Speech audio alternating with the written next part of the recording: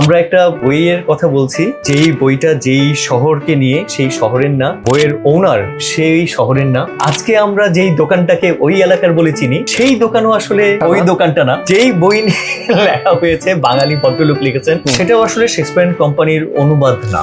বিখ্যাত এই কারণে উনি সবার জন্য খুব উন্মুক্ত একটা আবহের তৈরি করতে পেরেছিলেন। ওডিসি বোঝার জন্য ইউলিসিস কতটা প্রাসঙ্গিক হয় না? মিথোলজি নিয়ে আমরা এত ইন্সপায়ার্ড হই, আরেকটা গল্প লিখি। 16ই জুন ইউলিসিস প্রেমীরা একটা দিন পালন করে, সেটার নাম হচ্ছে ব্লুমসডে। আরেকবার শুরু কর। ওকে অন্দা পড়ি, শোনেন। 2 ঘন্টা পর আমাদের গাড়ি যেখানে থামলো তার পাশেই সুপরিসর ফুটপাত। নেমে দেখি ফুটপাতে পেপার ব্যাগের পুরনো বই লাইন দিয়ে চলে গেছে সামনে। কৌতূহল আর বিস্ময় নিয়ে আমি বই দেখতে দেখতে অগ্রসর হই। পুরনো বইয়ের সংখ্যা ক্রমেই বাড়তে থাকে, আর তারপর এক সময় পেপার ব্যাগ হার্ড কভার হয়ে যায়। শেষের দিকে পুরনো বইয়ের জায়গা দখল করে নেয় নতুন বই। আর একটু পর বাঁয়ে সবুজ দরজার উপরে দেখি লেখা শেক্সপিয়ার অ্যান্ড কোম্পানি। আরে বাহ! আমার শরীরে শিহরণ বয়ে যায়। আমি স্তব্ধ হয়ে দাঁড়িয়ে নামটার দিকে তাকিয়ে থাকি কিছুক্ষণ। অ্যান্ড শেক্সপিয়ার অ্যান্ড কোম্পানি যে বই থেকে পড়ছিলাম সেটার নাম, কিন্তু আমরা দেখতে পাচ্ছি যে ইংলিশে একই নামের একটা বই, কিন্তু লেখক ভিন্ন। লেখক ভিন্ন। তো কাহিনীটা আমরা এবার সবিস্তারে শুনবো, এবং স্টার্টিং উইথ যেই জায়গাটার নামে কথা হচ্ছে শেক্সপিয়ার কোম্পানি, সেখান থেকে প্লিজ। রাইট। প্রথম বইটা যেটা, এটা সম্ভবত হাসান আবুল হায়ের লেখা উপন্যাস, তাই না? হ্যাঁ, এটা শেক্সপিয়ার কোম্পানি সিলভিয়া বিচের লেখা, যিনি শেক্সপিয়ার কোম্পানির প্রতিষ্ঠাতা, দোকানটার প্রতিষ্ঠাতা। ওনার মেমোয়ার এটা, ওনার মেমোয়ার, ওনার এই দোকান সংক্রান্ত যে সমস্ত অভিজ্ঞতা তারই বয়ান হচ্ছে এইখানে। তার মানে দুটা বই সেম না, নাম একই হলেও একটা আরেকটার অনুবাদ না। এটা একটা ইন্ডিপেন্ডেন্ট আলাদা বই, এটা খুবই কাকতালীয়, রাইট? এবং দোকানটার নামও শেক্সপিয়ার কোম্পানি। তিনটা বিষয়ের নাম একই। কিন্তু আপনার শেক্সপিয়ার কোম্পানিতে পা দেওয়ার অভিজ্ঞতাটা কেমন ছিল? সেই অভিজ্ঞতাটা তুই যতটুকু পড়েছিস তার সাথে প্রায় মিলে গেছে। অভিজ্ঞতা চমৎকার এই কারণে বলছি, শেক্সপিয়ার কোম্পানি এই বইয়ের ঘরটা প্যারিসের সিন নদীর তীরে অবস্থিত, এবং পৃথিবীর সবচাইতে দীর্ঘতম পুরনো বইয়ের দোকান সেটা এইখানে। তো হাসনাত আবুল হাই যেমন বলছিলেন, উনি হেঁটে যাচ্ছেন, পুরনো পেপার ব্যাগের বইয়ের গুলো অনেক সুন্দর করে দেখা যাচ্ছে সারি। অ্যাকচুয়ালি ওটা ছিল ফুটপাথে বইয়ের পসরা, মানে বইয়ের মার্কেট। এন্ড মার্কেটটা গিয়ে শেষ হলো বা ঢুকে গেল শেক্সপিয়ার কোম্পানির দোকানে। তো আমার অভিজ্ঞতা ছিল, নদী হচ্ছে বাঁদিকে, আমি সোজা দেখতে দেখতে গিয়েছি, ডান দিকে শেক্সপিয়ার কোম্পানি। আচ্ছা, বাই দ্য ওয়ে, আমরা এখন জুন মাসে বসে ভিডিওটা দেখছি, এবং 16ই জুন যদি ভিডিওটা আপলোড হয়, সেই দিনটার একটা বিশেষত্ব আছে, সেটাতে আমরা একটু পরে আসবো। যেই বইটা বা যেই দিনটা নিয়ে আমরা একটু পরে কথা বলবো, but talking of Sylvia beach, যিনি শেক্সপিয়ার কোম্পানি দোকানটা প্রতিষ্ঠা করলেন, তার সময়টা নিয়ে আমরা একটু আড্ডা দিতে চাই। খুব অদ্ভুত কিছু বিষয়ের এখানে কম্বিনেশন হয়েছে। সেটা হচ্ছে সিলভিয়া বিচ প্যারিসের না, ফ্রান্সের না। অদ্ভুত। উনি এসে এইখানে একটা দোকান দিয়েছেন, সম্ভবত সেই 1919-এর দিকে প্রথম ইংরেজি বইয়ের দোকান, মূলত সেকেন্ড হ্যান্ড বইটই পাওয়া যেত আর কি। এর বাইরে আরো একটা বিষয়, যার নামে দোকানটা শেক্সপিয়ার, উনিও ফ্রান্সের না। পুরোপুরি দুটো ভিন্ন আইডিওলজি, ভিন্ন মানুষ এসে একটা এমন চমৎকার দোকান করলেন, যেটা ফ্রান্সের প্যারিসের একটা আইকনিক জায়গা হয়ে গেল। ওনার এই পুরো বিষয়টা বিখ্যাত এই কারণে যে উনি সবার জন্য খুব উন্মুক্ত একটা আবহের তৈরি করতে পেরেছিলেন। সব ধরনের বই সবাই এসে আয়েশ করে আরাম করতে পড়তে পারবে। যদিও আমার ব্যক্তিগত অভিজ্ঞতা জানতে চাইছিলি, তো আমার অভিজ্ঞতা হচ্ছে সেই রকম না। কারণ এক সময়কার অতি সুন্দর ছিমছাম বইয়ের দোকানটা এখন পৃথিবী বিখ্যাত। আমরা যখন গেলাম তখন আমার ভিডিও আছে, কখনো হয়তো পোস্ট করব, সেটা হচ্ছে লাইন ধরে মানুষ দাঁড়িয়ে আছে, মানে বইয়ের দোকানটার ভেতরে যাবার জন্য। বইয়ের ভেতরে খুবই ছিমছাম, ভেতরে কোনো রকমের ছবি, মোবাইল, ভিডিও অ্যালাউড না, কিন্তু মানুষজন তো অনেক। কিন্তু ছোট্ট পরিসরে একটা দোকান। এই বইটা নিয়ে একজন বিখ্যাত কবির খুব চমৎকার একটা লাইন শেক্সপিয়ার কোম্পানিতে মানুষজন যখন ঢুকবে তখন দেয়া আছে, যে সেই সময়টাতে এই গল্প যখন, লাইনগুলো যখন উনি লিখছেন 1999-এর আশেপাশে বা 2000 সালের আশেপাশে, তখনও অনেক ভিড় ওই বইয়ের দোকানে নেই, অনেক জম্পেশাড্ডা বইয়ের দোকানে, শুধুমাত্র পাঠক যাচ্ছে, কখনো কখনো পাঠকও নেই। শুধু দেখা যায় নিবিষ্ট চিত্তে বইয়ের যে ওনার, বইয়ের দোকানদার, তিনি বই পড়ছেন। একটা মজার কথা বলি এখানে, অ্যারাউন্ড 2000 সালের দিকে হাসনাত আব্দুল হাই সম্ভবত এই দোকানটা ভিজিট করেন। তিনি ওই দোকানে পা দেওয়ার অভিজ্ঞতাটা দিয়ে শুরু করলাম। তারপরে তিনি বলছেন যে যখন আমি বই দেখছি, এই সময় এক মেয়ে, মানে দোকানের মেয়ে এসে বলল যে তুমি এখানে রাতে থাকতে চাও, বেড খালি আছে। তো শুনে আমি কিছুক্ষণ হা করে তাকিয়ে থাকি। মেয়েটি ব্যাখ্যা করে বলে যে দোকানের ভেতর যে বেড আছে সেখানে আশ্রয়হীনরা রাত্রি যাপন করতে পারে, কিন্তু বিনিময়ে এই লাইব্রেরিতে দিনের বেলা কাজ করতে হবে। তো দারুণ একটা সিস্টেম যে লাইব্রেরিতে তুমি খাটো, বিনিময়ে তুমি থাকতে পারবা। হ্যাঁ, এবং ওদের আবহাওয়া খুব চমৎকার, মানে খুবই ফ্রেন্ডলি। আমরা দোতলায় যখন গেলাম তখনও গিয়ে দেখা গেল আরে এ তো একটা কোজি বসবার ঘরের মতো যে জায়গা, বাইরে থেকে নদী দেখা যাচ্ছে, গাছপালা দেখা যাচ্ছে, ছোট ছোট সোফা দেয়া আছে, যেখানে আয়েশ করে আরাম করে বই পড়া যাবে। কিন্তু আবারও এখন আইকনিক প্লেস, প্রচুর মানুষজন আসছে। সেখানে আমি গিয়ে যদিও বইপত্র পড়তে দেখেছি, কিন্তু আমি নিশ্চিত যে আবহাওয়াটা একটু একেবারেই অন্যরকম হতো যদি মানুষজনের ভিড়ভাড়টা কম থাকতো। আমরা বারবার শুনছি যে দোকানটা এখন যেমন আছে তখন যেমন ছিল, কারণ সিলভিয়া বিচ যিনি এই দোকানটা প্রতিষ্ঠা করেছেন এবং উনি ছিলেন সিঙ্গেল বুক পাবলিশার। উনি একটা বই পাবলিশ করেছিলেন ওনার দোকান থেকে, হয়তো সারা জীবনে একটাই। তো না, ওকে, সেই গল্পে আমরা আসছি, বেটার জানবো। কিন্তু সিলভিয়া বিচ যদি দোকানটার মালিক না থাকেন, এখন মালিককে? সেইটা একটা মন খারাপ করা গল্পের বিষয় এবং রোমাঞ্চকর বটে। তো সিলভিয়া বিচ যখন এই দোকানটা দিয়েছেন 1919-এর দিকে, প্রথম বিশ্বযুদ্ধ তোর সময় বা যুদ্ধ চলছে এরকম সময়, দ্বিতীয় বিশ্বযুদ্ধ তারপরে যখন শুরু হয়ে গেল, এই দোকানের উপর একটা নজর পড়লো জার্মান নাৎসি বাহিনীর, এবং তারা এসে একটা স্পেসিফিক একটা বই নিতে চায়। হ্যাঁ, বলে ফেলবো। নাৎসি অফিসার শেক্সপিয়ার কোম্পানির সামনে জানালায় বইটা দেখলো কিছুক্ষণ, কোন বইটা?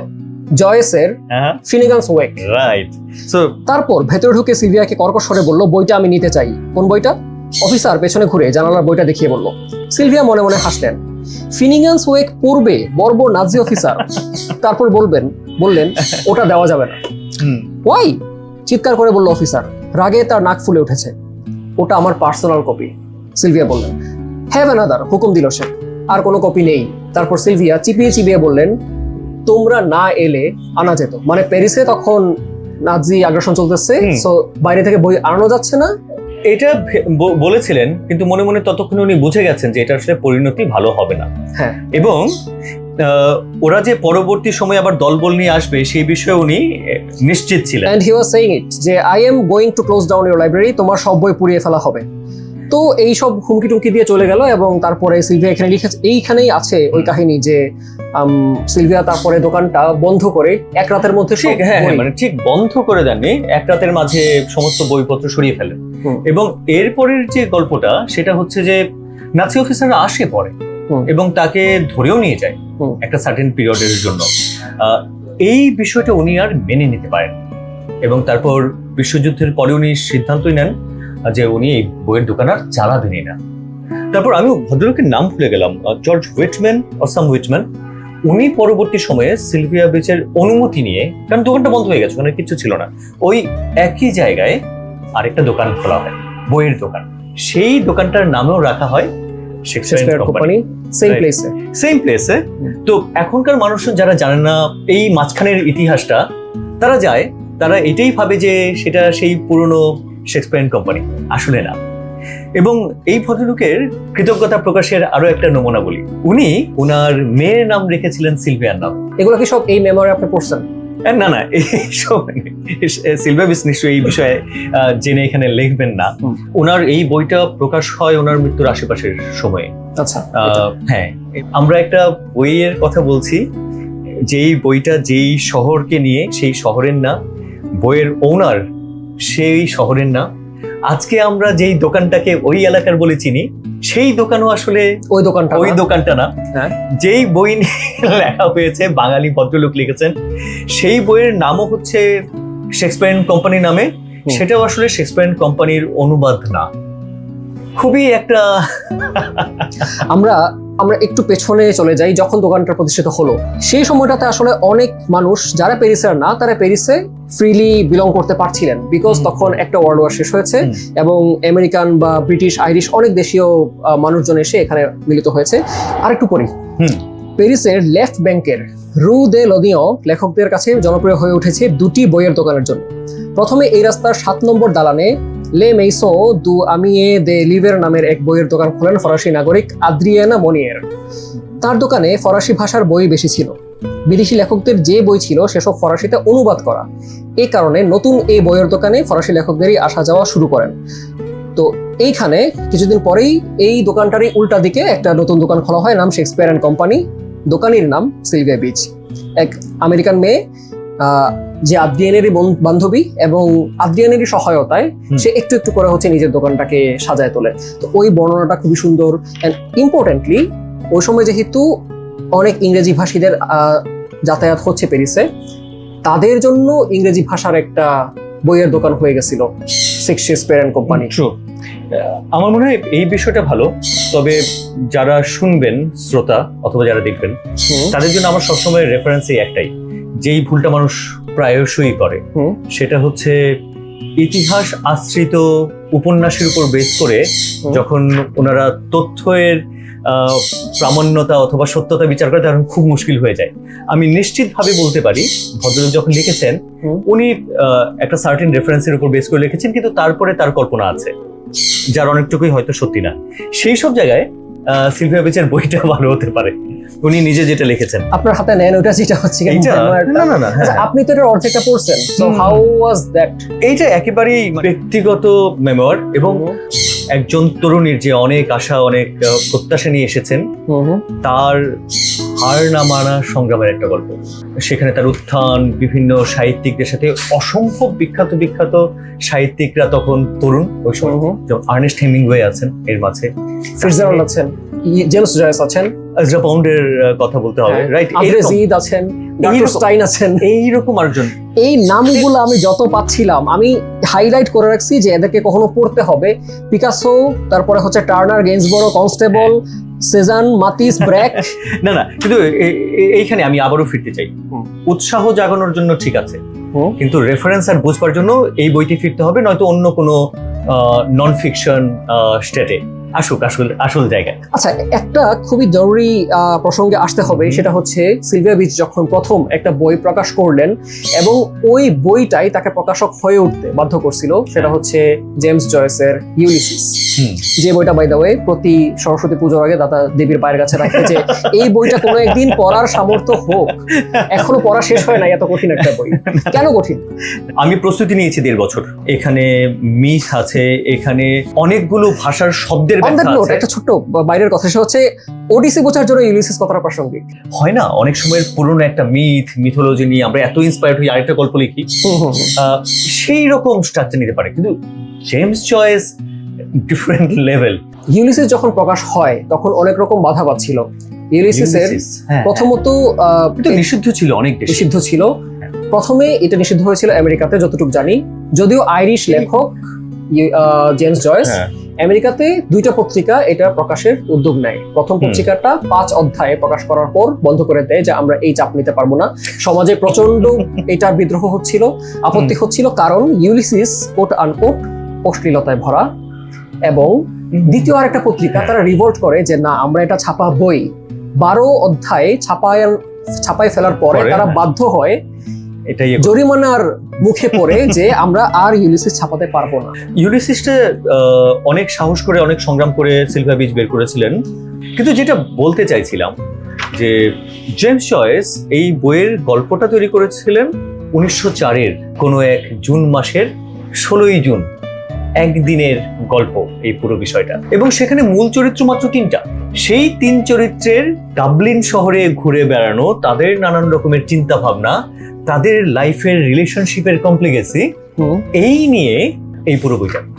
এবং 3টা গুরুত্বপূর্ণ চরিত্রের 2 জনের নামের শেষ হয়েছে ব্লুম দিয়ে, আচ্ছা, স্বামী স্ত্রী। সেই কারণে 16ই জুন ইউলিসিস প্রেমীরা একটা দিন পালন করে, সেটার নাম হচ্ছে ব্লুমসডে। সো 16ই জুন যদি আপনারা এই ভিডিওটা দেখে থাকেন তাহলে জেনে নেবেন আজকে ব্লুমসডে, আজকে ইউলিসিসের দিন। এবং এই দিনটাতে নাকি কি করে মানুষজন কি করে তো এত বড় একটা বই ইউলিসিস, সেটার আবার একটা রুট ম্যাপ আছে। ডাবলিন শহরে তারা কোন কোন রাস্তা দিয়ে যায়, কোন কোন এলাকায়। মানুষজন এই যে সেন্ট্রাল ক্যারেক্টার 3টা, তার মতো করে পোশাক পরে, বিভিন্ন জায়গায় গিয়ে এই যে তুই এমন করছিস, বই পড়ে ফেলছিস, ইউলিসিস থেকে অংশ নিয়ে পাঠ করে এবং এই পুরো দিনটাকে তারা সেই বইটার মতো করে উদযাপন করার চেষ্টা করে। উৎসাহী পাঠকের ভালোবাসে যেই পাঠক একটা বইকে, তার পাগলামি এক ধরনের বলতে পারে। কিন্তু এই বই ছাপার জন্য অনেক ঝামেলা পোহাতে হয়েছে। প্রথমত যেহেতু বললাম যে আমেরিকাতে এটা নিষিদ্ধ ছিল বইটা, সো প্যারিসে এসে বইটা যেহেতু নিষেধাজ্ঞা নাই এবং প্যারিস ওই সময়টাতে অনেক সহনীয় ছিল অনেক কিছুর প্রতি, ওখানে কোনো বাধা ছিল না আইনি। কিন্তু কোনো প্রকাশক, প্রথমত বইটা যেহেতু অনেক ভারী অনেক মোটা, সো ওটার খরচ টাকায় কুলাবে কিনা এই ঝুঁকিটা নিচ্ছিল না। দ্বিতীয়ত আমেরিকায় যেহেতু নিষিদ্ধ, নিজেরাও ওই ঝুঁকিটা নিচ্ছিল না। এর সাথে আরো দুই একটা আমার বই ভ্রমণের অভিজ্ঞতা শেয়ার করি। ইউরোপ পার্টিকুলারলি যদি ঘুরে দেখার সুযোগ হয় মানুষজনের, অধিকাংশ বইয়ের দোকান তারা প্রয়োজনে ইংরেজি বইও বিক্রি করে না, নিজেদের ভাষার বই ছাড়া। আচ্ছা। এবং ইউরোপ জুড়ে দেখবি যে একাধিক ভাষার প্রচলন আছে। সেই সমস্ত জায়গায় তো ইংরেজি ভাষার ইংরেজি ভাষার দরকার আরো নিচের দিকে, তলানিতে। তো যেই বই ইংরেজি ভাষাভাষী পাঠকদের কাছেই আসলে যাচ্ছে না, আমেরিকার কথা যদি চিন্তা করি, যেই বই অনেক কমপ্লিকেটেড, অনেক ভাষা, অনেক যাচ্ছে না কেন সেটা আমি একটু পরে শোনাবো, তার আগে শেষ করেন। এই সমস্ত কারণে এবং যেসব নিয়ে আসলে বিতর্কিত, প্রকাশকরা চিন্তা করছে এটা তো আসলে খুব বিপদ হয়ে যাবে যদি আমরা ছাপাই। আমাদের পাঠকরা হয়তো এই লেখককে ঠিক মতো চেনেনি না, তার বিষয়ে তত জানেন না, রিভিউ খুঁজে পাবেন না, এবং বইটা আসলে পাঠকপ্রিয় হবে না। এদিকে কি হচ্ছে, যখন আমেরিকাতে ইউলিসিস নিষিদ্ধ, সো সিলভিয়া বিচ অনেক কাঠখড় পোড়ায় এটা ছাপালেন। উনি বলতেন যে উনি ওয়ান বুক পাবলিশার, একটা বইয়ের জন্য উনি পাবলিশার হয়েছেন। তারপরে উনি ইউলিসিস ছাপানোর পরে আমেরিকাতে 500 কপি পাঠানোর পর ডকে মাল খালাস হওয়া মাত্র 500 কপি জলে ঢেলে দেওয়া হলো যে এই বই আমেরিকাতে ঢুকবে না। সেটার যে অর্থমূল্যের ক্ষতি সেটা বড় সমস্যা না, কিন্তু আমেরিকায় অজস্র পাঠকের কাছ থেকে অগ্রিম টাকা নিয়ে বই ছাপানো হয়েছে। টাকা নেওয়া হয়েছে আসলে খরচ তোলার জন্য না, বরং এইটা জানার জন্য যে ওই পাঠকরা আছেন বইটা কেনার জন্য, ডেডিকেটেড পাঠক, ওদের চাহিদাটা তো পূরণ করতে হবে। এখন এখানে একটা মজার কাজ করা হলো, সিলভিয়া বিচ 2 জন মানুষকে চাকরি দিলেন, তাদের কাজ হবে কানাডাতে ফ্ল্যাট ভাড়া নিয়ে থাকা, কারণ কানাডাতে ইউলিসিস নিষিদ্ধ না। সো তাদের কাছে বাল্ক আকারে ইউলিসিস যাবে, তারা কানাডা থেকে 2 পকেটে 2টা করে বই নিয়ে আমেরিকাতে ঢুকবেন, ডাকযোগে পাঠাবেন, আবার কানাডায় ফেরত যাবেন। গল্পগুলো কি ফ্যাসিনেটিং না? হ্যাঁ, খুবই ফ্যাসিনেটিং। কিন্তু আমার মনে হয় যে এই যে প্রথম টাইটেলটা ওয়ান বুক পাবলিশার, এটা উনি বলা শুরু করলেন যখন ইউলিসিস বাণিজ্যিকভাবে সফল হয়ে গেল। উনি একটা সময় বুঝতে পারলেন যে তার হয়তো দুজনেই, সিলভিয়া বিচ এবং জেমস জয়েস, এই প্রথম বইয়ের সাফল্যের পরে রাতারাতি প্রথম বই জেমস জয়েসের না বাইতে হবে না, আমি বললাম যে অর্থনৈতিকভাবে সফল হয়ে যাওয়ার পরে মানে দুইজনের হাতেই অসম্ভব পরিমাণে টাকা চলে আসলো। এবং তারপরে উনি বলা শুরু করলেন সিলভিয়া বিচ যে ওয়ান বুক পাবলিশার, এবং অনেক অনুরোধ করা আমাদের চেনা জানা বিখ্যাত রাইটারের বই উনি ছাপাতে চাননি, এরকম একটা কারণ। আচ্ছা ঠিক আছে, আমি একটা বই ছাপি। এখানে যেহেতু অশ্লীলতার প্রসঙ্গ আসলো, আমি একটু বলে রাখতে চাই যে সেম কাহিনী কিন্তু আমাদের সাদাত হোসেন মান্টুকে নিয়ে হয়েছে। যখন ঠান্ডা গোস্ট পেপারে ছাপা হচ্ছিল, মানুষের আপত্তি যে এই যে পত্রিকায় ঠান্ডা গোস্ট ছাপা হবে সেই পত্রিকা বাচ্চাদের নাগালে রাখা যাবে না, সো পত্রিকা বাদ দাও, লেখককেও বাদ দাও। জয়েসের ক্ষেত্রেও সেম আপত্তি উঠেছিল যে পত্রিকায় ছাপানোর যোগ্য না। এই রকম করে তো আসলে সাহিত্য যদি বলি সেটা থামানো যায় না। আমরা গত দিন যেমন আলাপ করছিলাম, একই রকম অশ্লীলতা না, কিন্তু একই রকম অভিযোগ ছিল টিনটিনকে নিয়ে, যে টিনটিনকে আপাত দৃষ্টি মনে হওয়া উন্মুক্ত মনের ফ্রান্সের প্রকাশকরা বলছিল যেটা আসলে ফ্রান্সের উপযোগী না, বাচ্চাদের উপযোগী না। এটাও যদি বাজে, আমরা একইভাবে সিনেমা প্যারাদিসের কথা বলছিলাম, যেখানে একজন পাদ্রী বসে থাকতেন ঘন্টা হাতে, আপত্তিকর কোনো অংশ দেখলে উনি ঘন্টা বাজাতেন এবং সিনেমা কাট করে দেওয়া হতো, প্রজেকশনে যে একদম ওই মুহূর্তে কেটে দিত। এই ঘটনা তো ক্রমাগত ঘটে চলেছে, কিন্তু তার বাইরেও ওই সমস্ত দেশ থেকেই আবার দারুণ দারুণ সব ছবি সাহিত্যকর্ম উঠে এসেছে। এখন একটু লম্বা জায়গা বই থেকে পড়ে শোনাই, কারণ এইটা আই উইশ আমি পারতাম, যেটা হচ্ছে একটা বইয়ের দোকান দেওয়া, এবং প্যারিসের মতো জায়গা হতে কথাই নেই। তো এখানে হচ্ছে তার বান্ধবী ওই যে মনিয়ে, তার সাথে মনিয়ের একটা দোকান আছে ফ্রেঞ্চ বইয়ের, এবং তার মুখোমুখি হচ্ছে একটা ইংলিশ বইয়ের দোকান সিলভিয়া বিচ দিচ্ছেন। তো ওই বান্ধবীর সহায়তায় তো এখন সমস্যা দেখা দিল দোকানের জায়গা পাওয়া নিয়ে। ওদ্রিয়ান বললেন বইয়ের দোকান লেফট ব্যাংকেই হতে হবে, কেননা যারা বই কেনে তারা হয় লেফট ব্যাংকের বাসিন্দা, নয়তো সেখানে আসে বই কিনতে, কফি শপে বসে আড্ডা দিতে।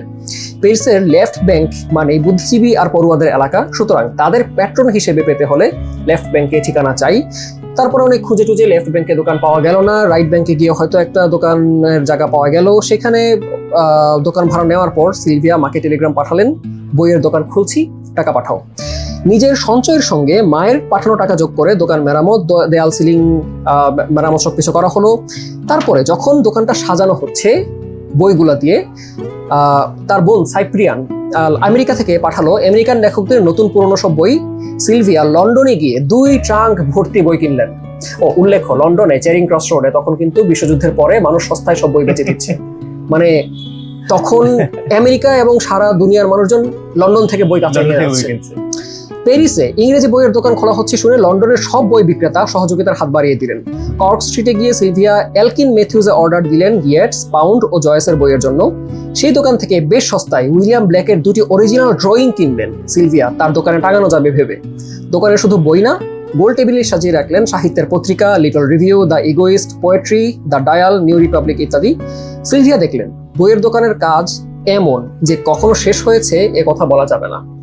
তাই সব কাজ শেষ না হলেও কাজ শুরু হওয়ার 4 মাস পরে 1919-এর 19 নভেম্বর তিনি শেক্সপিয়ার অ্যান্ড কোম্পানির দরজা সবার জন্য খুলে দিলেন। দরজা খোলার পরে কি দেখা গেল, দোকানের কাচের দেয়ালে বাইরে থেকে দেখা যায় এমন ভাবে ডিসপ্লে করলেন Chaucer, Dickens, Melville, Whitman, Conrad, Eliot প্রমুখের বই। দেয়ালে টাঙানো হলো হুইটম্যান, ব্লেক ও অ্যালান পোর ছবি। হুইটম্যানের যে পাণ্ডুলিপি তার বাড়িতে গিয়ে মেঝেতে পড়ে থাকতে দেখে সিলভিয়ার মাসি চেয়ে নিয়ে এসেছিলেন, চিন্তা করার অবস্থা। মানে বাড়িতে পড়ে আছে হুইটম্যানের পাণ্ডুলিপি, সেটা ফ্রেমে বাধাই করে গোল টেবিলের পাশে রেখে দেওয়া হলো। ভেলভেট ব্রিচেস পরা অস্কার ওয়াইল্ডের 2টি ছবিও রাখা হলো টেবিলে। গোল টেবিলটা কেনা খুব বুদ্ধিমানের কাজ হয়েছে বলে মনে হলো সিলভিয়ার কাছে। এখন হচ্ছে উদ্বোধনী হবে, উদ্বোধনীর সময় সব মানুষজন আসছে, Hemingway, Scott Fitzgerald, Carlos William Carlos, Ford, Marek's Ford, অনেক মানুষজন যারা হচ্ছে সারা বিশ্ব থেকে এসে প্যারিস আড্ডা দিচ্ছে। কারণ হয়তো তাদেরকে লস্ট জেনারেশন নামটা দিয়েছেন কার্টুস স্ট্রেইন, বিকজ যুদ্ধের কারণে তাদের জেনারেশনটার যৌবন লস্ট হয়েছে। এনিওয়ে, তো মানে এই বিষয় বড় হয়েছে। হ্যাঁ, I'm done. তাই মানে এই বিষয়গুলো আবারও এরকম করে আসছে, যেমন আর্নেস্ট হেমিংওয়ে এসেছিলেন যুদ্ধ ফেরত অবস্থায়, যুদ্ধে আহত অবস্থায়।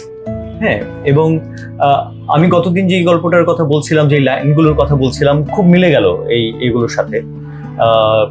রাইনার মারিয়ার রিলকে, বিখ্যাত কবি, উনি যেমন ওই যে লিখে রেখেছেন, যেটা এখন শেক্সপিয়ার অ্যান্ড কোম্পানিতে টানানো আছে, যে এইখানে আসলে পড়বার একটা আবহ তৈরি করা ছিল।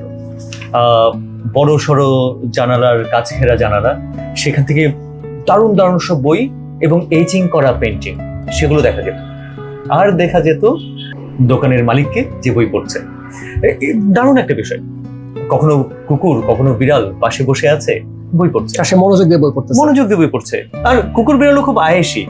এই যে পুরো সবুজ রঙের একটা বইয়ের দোকান, তার ভিতরে খোলা একটা বড় কাচের জানালা, যেই জানালা দিয়ে দারুণ সব বই দেখা যাচ্ছে। পিছনে নিবিষ্ট মনে একজন দোকানদারকে দেখা যাচ্ছে, সে আসলে নিবিষ্ট পাঠক। তোর কথাও মনে পড়লো, ওই যে বললেন একটা বইয়ের দোকান আমি দিয়ে ফেলতে পারতাম। You could be that fun. এবং বই পড়ানো মানুষকে সেটার আনন্দে বাঁচা যায় কতটা, সেটা আমরা আর্নেস্ট হেমিংওয়ের আ মুভেবল ফিস্ট বলে লেখার একটা অংশ এখানে অনুবাদে আছে। দ্য স্টার্টস উইথ, সেই সময় আমার বই কেনার টাকা ছিল না। আমি 12 রু দা অদিওনে সিলভিয়া বিচের লাইব্রেরি ও বইয়ের দোকান শেক্সপিয়ার অ্যান্ড কোম্পানি থেকে পড়ার জন্য বই নিতাম, ভাড়ায় নিতাম। হেমিংওয়ে বলতেছেন, ঠান্ডা এবং ঝড়ো বাতাস বয়ে যাওয়া রাস্তার পাশে দোকানটা ছিল উষ্ণ আর প্রফুল্ল পরিবেশের। শীতকালে ভেতরে বড় একটা স্টোভ জ্বলতো ঘর গরম রাখার জন্য। দেয়ালে টাঙানো ছিল প্রয়াত ও জীবিত লেখকদের ছবি। তো সিলভিয়ার মুখাবয়ব দেখতে ছিল ভাস্কর্যের মতো নিখুঁত। সিলভিয়ার কথা বলা হচ্ছে। খুব প্রাণবন্ত ছিলেন তিনি। তার 2 চোখ ছিল ছোট কোনো প্রাণীর মতো জলজলে আর কিশোরীর চোখের মতো চঞ্চল। মাথার ঢেউ খেলানো চুল তিনি কপাল থেকে ব্রাশ করে পেছনে কান বরাবর ঝুলিয়ে রাখতেন, যার নিচে থাকতো গৈরিক রঙের ভেলভেট কাপড়ে তৈরি জ্যাকেটের কলার। তার পা দুখানি ছিল সুষমাময়। তিনি বন্ধুত্বপূর্ণ এবং সহমর্মী ছিলেন। তাকে সবসময় প্রফুল্ল দেখাতো এবং তিনি হাস্য কৌতুকের সঙ্গে গল্প করতে ভালোবাসতেন। মানে আমাকে নিয়ে কোনো লেখক যদি লিখতো, না, কিন্তু আমার মনে হয় যে সেটা যদি আর্নেস্ট হেমিংওয়ে হয়, এরকমই হবে আসলে। হ্যাঁ, এটা আর্নেস্ট হেমিংওয়ে। এবং আমার মনে হয় আবারও highly recommend this one. By the way, এখানে বলে রাখি এই বইটা আমি পড়েছি, অয়নদা পড়েনি। এটা অয়নদা পড়ছে, আমি পড়িনি। এবং আমরা দুইটা বইয়ের পেছনের কাহিনী নিয়ে আড্ডা দিচ্ছিলাম। এবং আমার কাছে এখনো যেটা মনে হয় যে এই গল্পগুলো সবই এখানে আছে। Movable, one of the finest book. যারা পড়েছে তারা জানে মানে কি গভীর মমতা নিয়ে লেখা যায় মুভেবল ফিস্ট। আর সিলভিয়া বেটস কি গভীর মমতায় অন্যদের আশ্রয় দিচ্ছেন, স্থান দিচ্ছেন, সাথে শ্রদ্ধার কোনো কমতি হচ্ছে না। এই বিষয়গুলো কিন্তু দারুণ। পাঠক, লেখক, যিনি বইয়ের দোকান দিয়েছেন, সেই ওনার, এদের সবার মাঝখানে এরকম যদি একটা সৌহার্দ্যপূর্ণ সম্পর্ক থাকে তাহলে একটা চমৎকার পৃথিবী হয়, চমৎকার দুনিয়া হয় বই পড়বার। আমার মনে হয় শেক্সপিয়ার অ্যান্ড কোম্পানি এই বইয়ের ঘরটা, এই সংক্রান্ত বিষয় আশয়গুলো সেটাকে পোর্ট্রে করে। আমাদের সেইগুলোই ব্রিজ করা উচিত। তো এই হচ্ছে একটা দোকান, যে দোকানে আমি কখনো পা দিতে পারবো কিনা জানি না, কিন্তু এই বইটা আমাকে খুব কাছে নিয়ে গেছে ওই সময়টা এবং ওই দোকানটার। সো প্রথম থেকে বেরিয়েছে বইটা 2026 বইমেলাতে। এবং আমি শুনেছি যে সেই যে ব্লুমসবারির দল, তাদেরকে নিয়েও সামনে আরেকটা বই হাসনাত আব্দুল হাই লিখছেন, সেটা হয়তো প্রকাশিত হবে, হলে আমরা শেয়ার করব। আরেকটা ছোট্ট ইনফরমেশন এখানে দিয়ে রাখি। এই একই রকম পাগলামি হয়তো শুরু হতে যাচ্ছে জীবনানন্দ দাশকে নিয়ে ডিসেম্বরের কোনো একটা তারিখে। কোথা থেকে? সেটা মাল্যবানকে কেন্দ্র করে হবে। ডিসেম্বরের কোনো একটা তারিখ, সেই দিন যারা জীবনানন্দ দাশের পাঠক আছেন, জীবনানন্দ দাশের লেখা পছন্দ করেন, তারা হয়তো এই বছরের ডিসেম্বর, তা না হলে তারপরের বছরের ডিসেম্বর থেকে এইরকম একটা উদযাপনের ভিতরে চলে ডিসেম্বর যাবে। কেন? মাল্যবানের সাথে জড়িত। ওকে ওকে ওকে ওকে, ঠিক আছে। অ্যান্ড আজকে শেক্সপিয়ার অ্যান্ড কোম্পানি থেকে আমি মুসা এবং আমার সাথে অয়নদা, আমরা যুক্ত ছিলাম আপনাদের সাথে। শেক্সপিয়ার অ্যান্ড কোম্পানি থেকে না, আমি মুসা ফ্রম মুসার বইযাত্রা। অ্যান্ড অয়ন অকারণে। আবারও দেখা হচ্ছে অকারণে অথবা মুসার বইযাত্রায়। ততদিন আমাদের সাথে থাকবেন, বইয়ের সাথে থাকবেন। অয়নদার চ্যানেলটা ছেড়ে আমার চ্যানেল সাবস্ক্রাইব করবেন। সবাইকে শুভকামনা। See you again.